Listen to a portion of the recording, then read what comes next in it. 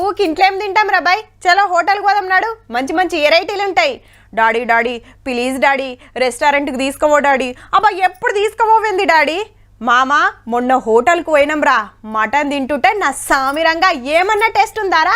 ముక్క సుత గట్టిగా ఉందిరా, మేకది కావచ్చు.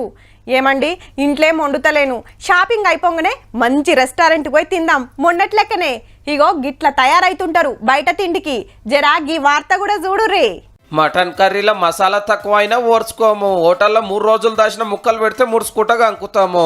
నిన్నటి చికెన్ కూర ఇయ్యాల పెడితే షీ అంటాము, హోటల్లో పాసిపోయిన పీసులు వడ్డిస్తే పసందైన విందని గుమ్ముతాము. మండి బిర్యానీలకు మరిగినము, ఏదొండి పెట్టినా దంచుతాము. లక్క పురుగు పట్టిన మైదాతోటి తందూరి రోటీ వేస్తే కడుపు నిండా తింటాము. బొక్కలు మరగబెట్టి తీసిన మంచి నూనెలే మంచూరియా గోలిస్తే రుచి మంచిగున్నదని ఇంకోటి ఆర్డర్ ఇస్తాము. మేము ఇట్లా చెప్తే కోపం వస్తున్నదిలే, కానీ హోటళ్లలో గింత సక్కర తిండే పెడుతున్నారు. మళ్ళా సుక్క దిగి పడ్డట్టు ఎన్నడో ఒకనాడు ఆఫీసర్లు చెకింగ్ చేస్తే భాగవతం బయట పడుతుంది. మనలను బోనియర్ గాని ఒంటర్లకు దొంగి చూస్తే ఒకారం వచ్చుడు పక్క గంత నీటుగుంటది. మరి మురిగిపోయిన కూరగాయలు, పాసిపోయిన సరుకు సౌదలు, పురుగు పట్టిన పప్పులు, డేట్ దాటిన మాల్ మసాలాలు, కడగొట్టాలని అడ్డమైన రంగులు, దేవిన నూనెల్ని మళ్ళా దేవుడు. మనం గివేం పట్టించుకోం కదా, సూపులకు టోప్ అగుపడితే చాలు, మళ్ళా డిము లైట్ల కింద డిన్నర్ ఆయే.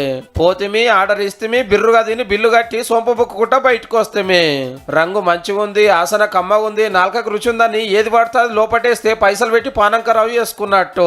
పెద్ద పెద్ద హోటళ్లు రెస్టారెంట్లలోనే గిట్లుంటాయి. ఇక రోడ్ల పక్కకుండే ఫాస్ట్ ఫుడ్ సెంటర్లు, బిర్యానీ సెంటర్లలో ఇంకెట్లుంటుందో మీరే ఆలోచన చేసుకోండి. చెకింగ్ చేసే ఆఫీసర్లు తక్కువ ఉండే అట్లా కొంత లాపర్వా, హోటళ్ల ఓనర్లతోటి చేతులు కలిపి ఇట్లా కొంత ఆగాము.